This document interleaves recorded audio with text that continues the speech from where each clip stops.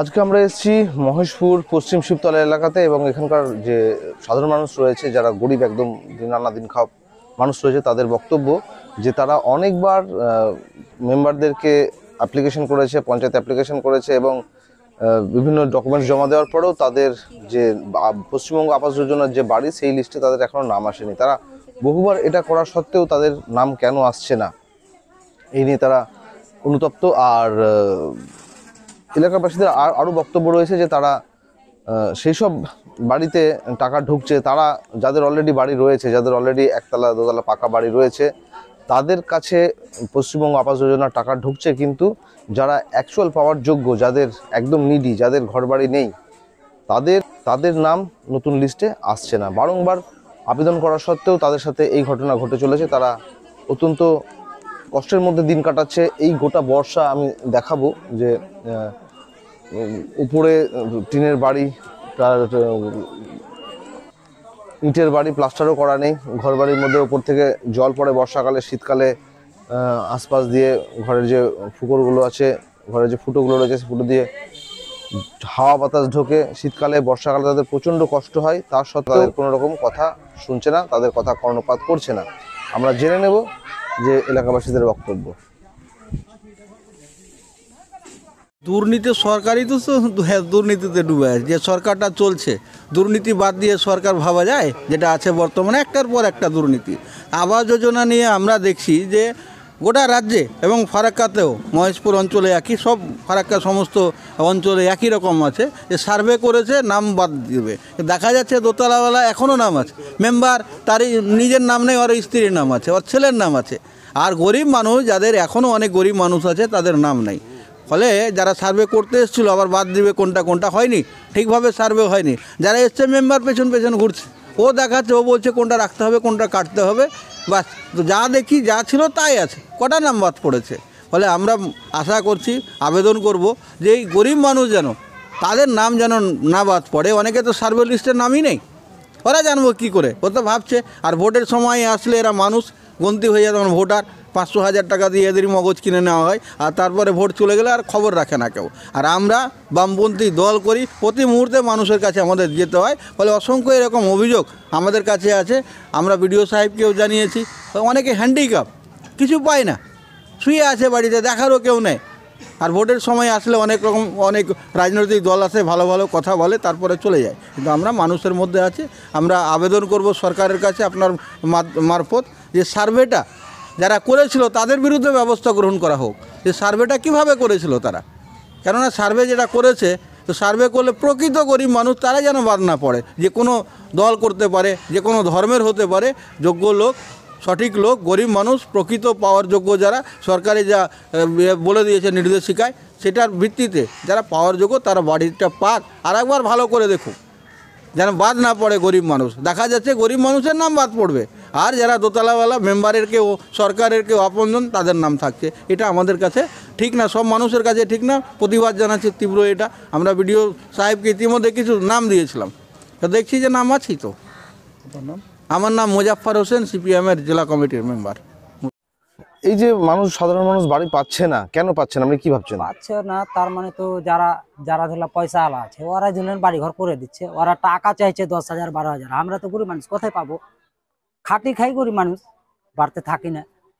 তো ওরা টাকা চেয়েছে, আমরা তো টাকা দিতে পারি না, আমরা পাই না। যারা ধরলেন টাকা দিতে পারছে তারাই পেয়েছে, আর বাকি গরিব তো পাই না। আমাদের এখানে তো গরিব মেলে আছে, বাড়ি ঘর টাইলের, যার ছাদের বাড়ি আছে তারাই পায়, আর যাদের টেলের বাড়ি ওরা পায় না, টাকা দিতে পারে না। তো কি করবে গরিব মানুষ? কিচ্ছু করা যায় না। আমরা তো বাড়ি ঘর, যারা গরিব মানুষ আছে তাদেরই বাড়ি ঘরের দরকার। খবর পান আপনারা? খাবে না, আমরা পাই না। আমারও টালের বাড়ি আছে, আমিও পাইনি, নাম নাই। সরকারের কোনো জিনিস পাই না, খালি শুধু চাল ডালটা পাই, তাছাড়া কিছু পাই না। কতবার জানিয়েছেন লোকাল মেম্বারকে? জানিয়েছেন? জানা আছে, ছবি করতে আসছে, বলছি তো কোথাও হয়ে গেছে মেলেজন, আর নাম দেওয়া হয়ে গেছে, তোদের হবে না, এখন তোদের বয়স নেই, পাবি না, এইসব কথা বলছে। আমরা কি করব? আর আমরা নেতার সাথে ঘুরতেও পারি না, আমরা খাটি খাই গরিব মানুষ, এইরকম সমস্যা।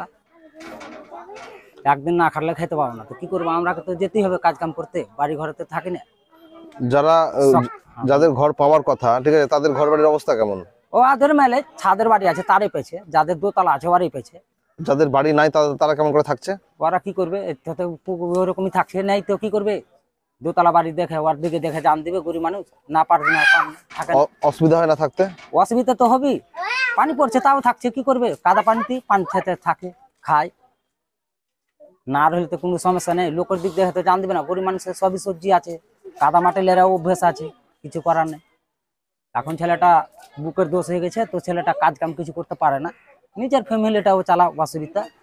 দুটা মেয়ে আছে, একটা ছেলে, আর খাওয়ারও অসুবিধা, খাওয়ার নেই তো একটু বাড়িতে শ্বশুর বাড়িতে যায়, খারে এখানে থাকে। বর্ষার টাইমে আরো অসুবিধা হয়, কাজ কাম নেই তো খাবে কি, খাওয়ার তো সমস্যা, ওই জন্য ওই চলে যায়। আপনার নাম? মইমুল শেখ, এই এলাকার নাম? পশ্চিম শিবতলা।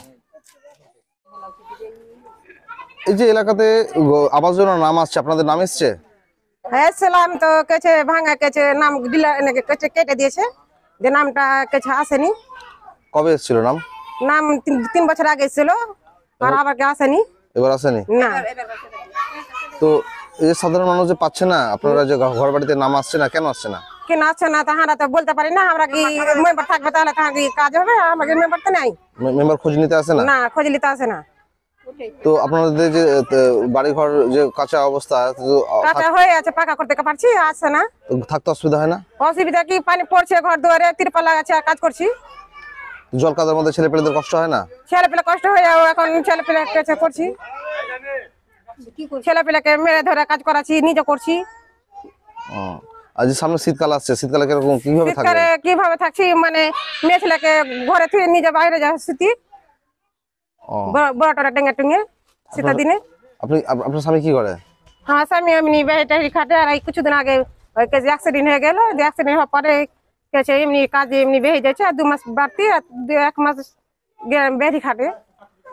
তো যারা ঘর বাড়ি দেখতে আসছে তারা আপনাদের সার্ভে করতে আসে না বাড়িতে? সার্ভে ছিল তো, সার্ভে কাছে হয় না তো, সার্ভে করেনি। আপনারা জানিয়েছেন? জানাবো, কাকে জানাবো? না মেম্বারকে জানাচ্ছি, তো মেম্বার কাছে হবে হবে এটা বলছে।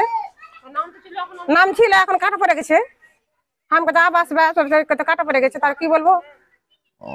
আপনার নাম? আমার নাম টাগরি খাতুন। এই বাড়িটা আপনার? হ্যাঁ আমার। তো যে নাম আসছেন আপনারা জানিয়েছিলেন সরকারকে? মেম্বারকে বলেছিলেন? মেম্বারকে বলেছি। তো থাকতে অসুবিধা হয় না? অসুবিধা হয়েছে, কেমন অসুবিধা হচ্ছে থাকতে? পানি পড়ছে, বাচ্চা কাচ্চা আছে? তিরপাল কিনছি, তিরপাল দিচ্ছি। বাড়িতে ছোট ছেলে পেলে আছে? হ্যাঁ আছে, কটা ছেলে পেলে আছে? 3টে। তো 3টে ছেলে পেলে নিয়ে কি করে আছেন এই ঘরের মধ্যে? কি করবো, কষ্ট করে কাটা দিয়েছে। আপনার স্বামী কি করে? আমার সামনে বাড়িতে থাক। কেন বাড়িতে থাকে কেন? হ্যাঁ? টিভির অসুখ পারে না, চলে আসছে। কাজ করতে পারে না? না বাড়িতে। বাড়িতে? হ্যাঁ, 5টা ছেলে পেলে খাবো কি, মায়ের বাড়িতে থাকছি। কতদিন থেকে বাড়িতে বসে আছে? 12 মাস বাড়িতে থাকতে পারে না, যাচ্ছে ঘুরে আসছে। তো এই যে সামনে শীতকাল, এরকম যে ঘরের অবস্থা, শীতকালে কত বাচ্চাকালের কষ্ট হবে তো? রোদে পড়ছে, পানি পড়ছে, ওই করে তিরপাল দিয়ে থাকছি, থাকতে পারি না। আপনি কি করেন? আমি বের বাঁধতে পারি না।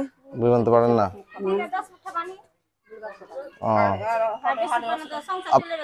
আপনার নাম কি? মেরে খাতুন।